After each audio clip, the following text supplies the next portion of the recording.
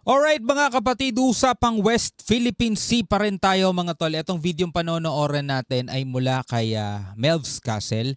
Bago natin to simulan, syempre hinihikayat kita, huwag mong kalimutan mag-subscribe sa kanyang YouTube channel. At kung bago ka pa lamang dito at trip mo yung mga ganitong klaseng reaction video and commentary na may kinalaman sa ating soberanya na ngayon ay pilit inaangkin mga tol ng dayuhang bansa.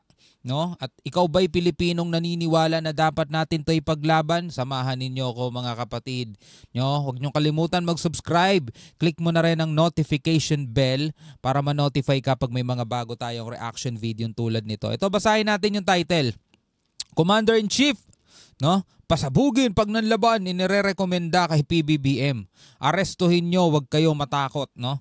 So pag aresto sa Chinese tuloy sa kabila ng pagbabanta ng China ng magkakagulo mga tol, yan ang minsan gusto nating makitang ginagawa ng ating mga otoridad. Pero yan ay isang hamon pa na ngayon ay hindi natin alam kung mangyayari, no? Pero panoorin na lamang natin to mga tol at bigyan natin to ng reaction and commentary. Samahan ninyo ako mga tol. Huwag na natin patagalin pa. Panoorin na natin to. Magkakagulo kung magkakagulo. Walang paki si Pangulong Bongbong Marcos sa mga pagbabanta ng China. Sinong tinakot mo? Kami, Pilipino. Takot nga kayo sa tropa naming Amerikano. Inaasahan na raw ni PBBM na tututulan ng China ang Maritime Zone Law at Archipelagic Sea Lanes Law. Pero alam nyo mga tol, hindi naman siguro sa walang pakialam si PBBM sa pagbabanta ng China. May pakialam din yan mga tol kasi syempre walang nakakaalam kahit sino sa atin kung ano ang takbo ng isip ng China, kung gaano sila kadesperado, kung gaano sila kadeterminado mga tol na makuha talaga itong West Philippine Sea. Tulad ng kung gaano sila kadeterminadong makuha for example ang Taiwan. Sila ba ay willing umabot sa gera? Kasi tayo mga tol, tayo mga Pilipino, batay na rin sa nasasaksihan natin sa ating gobyerno, parang hindi pa talaga tayo handa. Kung makikita lang naman natin mga tol kung ano yung mga assets na meron tayo, 'di ba? Hindi pa talaga tayo handa sa malakihang labanan. Kahit nasabihin nating tulungan tayo ng Estados Unidos o tulungan tayo ng maraming bansa, mga tol, yung pinsala na maaari nating matamo ay hindi pa rin siya worth it, no? Para sabihin nating okay lang makipaglaban, tutulungan naman tayo ng ibang bansa. Hindi rin eh. Kasi kung nakikita natin mga tol, kung kayo nanonood ng mga nangyayari ngayon, for example sa Middle East, 'di ba? Nakikita niyo mga tol yung dusa na dinaranas ng mga sibilyan, ng mga mamamayan doon na hindi naman sang-ayon din sa mga labanan ng kanilang mga gobyerno. Diba? Yun yung ayaw nating maranasan mga tol. Kasi bukod nga rito sa binabakbakan tayo mga tol ng masama ng panahon. Halimbawa ngayon mga kapatid, no, sa iba't ibang lugar dito sa ating bansa na ngayon ay sinasalanta ng bagyo. Doon pa lamang problemado na ang ating gobyerno kung paano matutugunan yung pangangailangan ng ating mamamayan. Imagine nyo mga tol, eto wala tayong control dyan kasi kalikasan yan. Mother Earth yan. Pero 'di ba dito pa lang hamon na to sa ating gobyerno kung paano sila mabibigyan ng tulong, kung paano paliliitin yung magiging pinsala na idudulot ng mga bagyo. Lalo pa kaya mga tol kung talagang labanan na yan. 'Di ba? Bansa laban sa bansa, puwersa laban sa puwersa.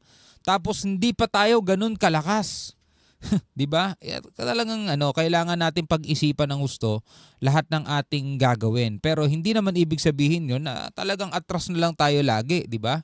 'Yun ang hindi naman natin gusto ring makita, yung nagsisiatrasan na lang yung ating tropa.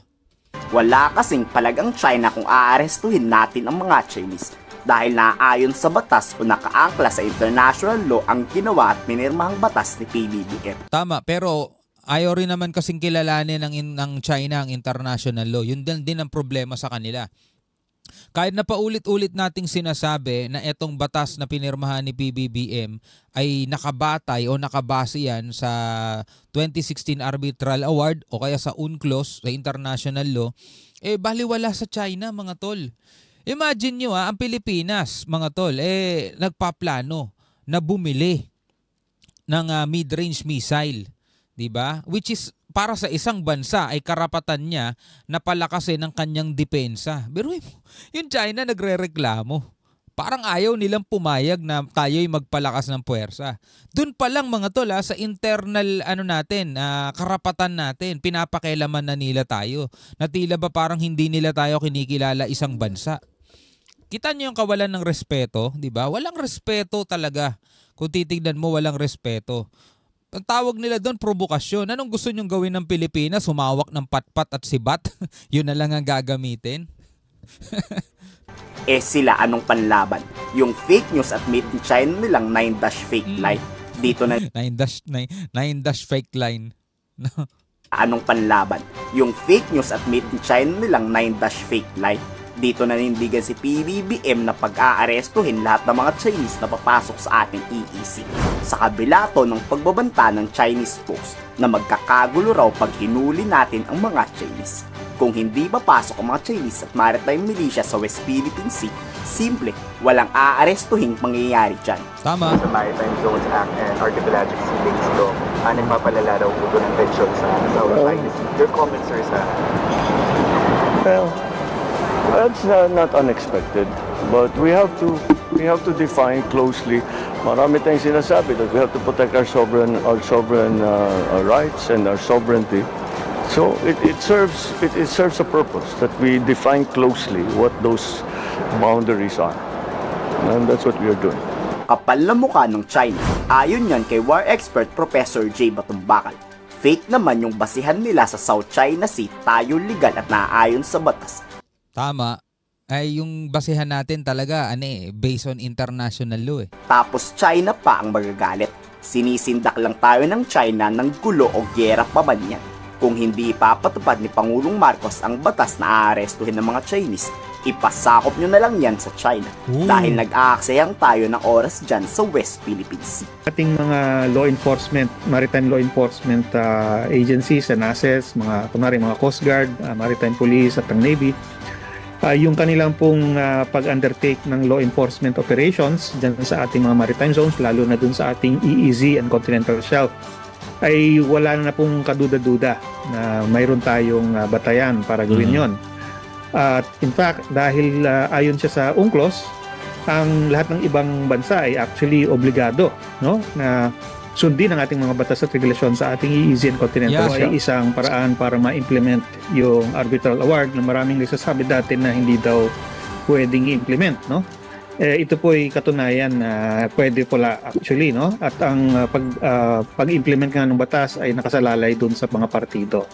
Pangalawa, dahil nga po dyan sa Maritime Zone Act, unang-una, bali inaayos po niya yung ating mga maritime zones, inaangkop niya sa kung anong nakasaad sa UNCLOS. Ang UNCLOS kinikilala po ng lahat ng bansa. Ang China lang yung may problema tayo dahil kahit sinabi nilang kinikilala nila, at the same time sinasabi nilang hindi daw sila covered with respect to pagdating sa kanilang 9-dash line. Biruin mo, kinikilala daw nila pero hindi daw sila covered.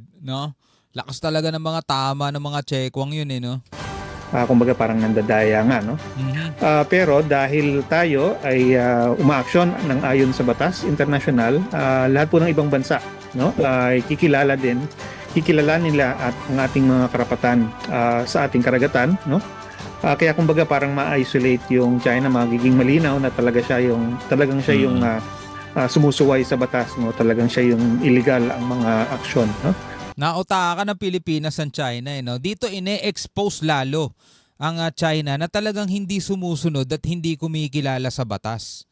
Sila na mismo rin ang nag-e-expose sa sarili nila. Dito magkakasubuan talaga ng tapang si Pangulong Marcos at mga Chinese. May una kayang masasampulang Chinese na aarestuhin, ikulong na dapat agad yan, tapos wag nang pakawalan. Ano sa tingin niyo?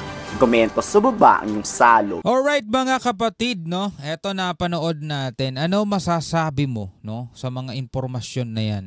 Sa mga balitang yan, pwede ka magbigay ng komento sa ibaba. Kung ikaw ay isang Pilipino at naninindigan ka at naniniwala ka na ang West Philippine Sea ay pag-aari o Pilipinas lamang ang may karapatan, comment ka sa ibaba. Hanggang sa muli, ako nga pala si Shobaldi. Peace out.